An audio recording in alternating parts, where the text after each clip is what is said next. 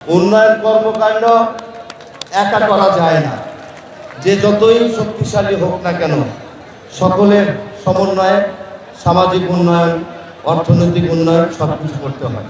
ঢাকা 11 সন কি হয়েছিল সেই দিন রাত 2টার পরে আমার চেয়ে বেশি কেউ জানে না, আমার চেয়ে বেশি কেউ জানে না। অথবা কায়েম ভাই জানতে পারে, আমার সহকর্মীরা অনেকে আজ করতে পারে কিভাবে কি হয়েছে সেটা আমরা জানি। অতএব আমাদের জনতার এমপি, আমাদের এমপি ডক্টর এম এ কায়েম ভাই,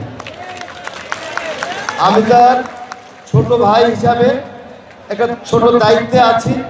আমার সর্বোচ্চ চেষ্টা থাকবে ঢাকা 11 সনের উন্নয়নের কর্মকাণ্ডকে এগিয়ে নেওয়ার জন্য।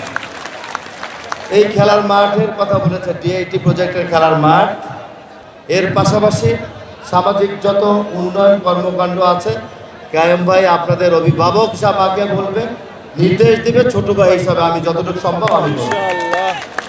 তবে আমার দলীয় এখানে অনেক অঙ্গ সংগঠনের নেতৃবৃন্দরা আছে, আমি তাদের উদ্দেশ্যে একটা কথা বলতে চাই।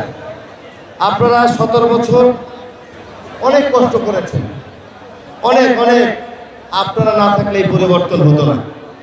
সেই কারণে এখন সরকার প্রধান, মাননীয় প্রধানমন্ত্রী আমাদের সকলের অভিভাবক, তার মান সম্মান যাতে অক্ষুণ্ণ থাকে এদিকে আমাদের সকলের দৃষ্টি রাখতে হবে। এমন কোনো কাজ আমরা করব না যাতে করে আমাদের দলীয় ভাবমূর্তি নষ্ট হয়, আমাদের নিজের ভাবমূর্তি নষ্ট হয়।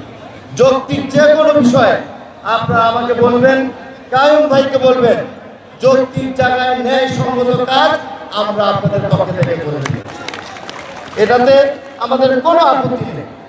কিন্তু কেউ যদি অন্যায় কোনো কাজ করে আমাদেরকে প্রশ্নবিদ্ধ করার চেষ্টা করে, সেগুলি দেখার দায়িত্ব আপনাদের। আমরা আপনাদের পক্ষ থেকে আপনাদেরকে সহযোগিতা করব।